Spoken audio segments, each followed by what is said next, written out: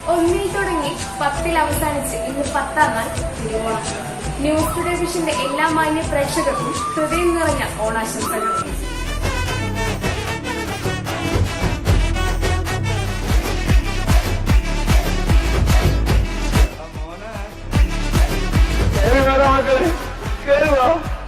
ചിങ്ങമാസത്തിലെ തിരുവോണ നാളിൽ മലയാളികൾ ജാതി വ്യത്യാസമില്ലാതെ ഓണം ആഘോഷിക്കുന്നു.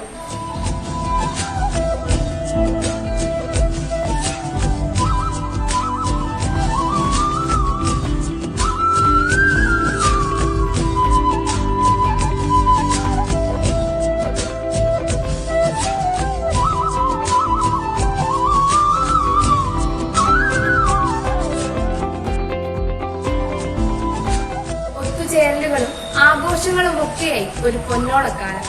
എല്ലാ വർഷവും തിരുവോണ നാളിൽ മഹാബലി തന്റെ പ്രജകളെ അദൃശ്യനായി സന്ദർശിക്കാൻ വരുന്നു എന്നതാണ് വിശ്വാസം.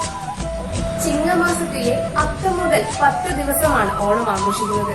ഓണപ്പൂക്കളവും ഓണസദ്യയും ഓണത്തപ്പനെ വരവേൽക്കാൻ ഒരുക്കുന്നു.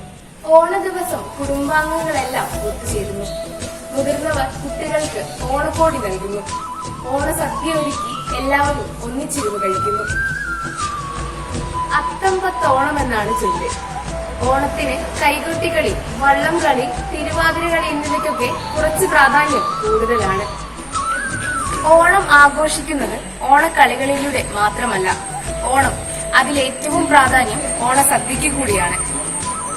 തൂശനിലയിൽ ചൂട് ചോറും സാമ്പാറും അവിയലും ഉപ്പേരിയും 2 തരം പായസവും അടങ്ങുന്ന സദ്യ അത് മലയാളികൾക്ക് ഓണത്തിന് ഒരു ഹരം തന്നെയാണ്.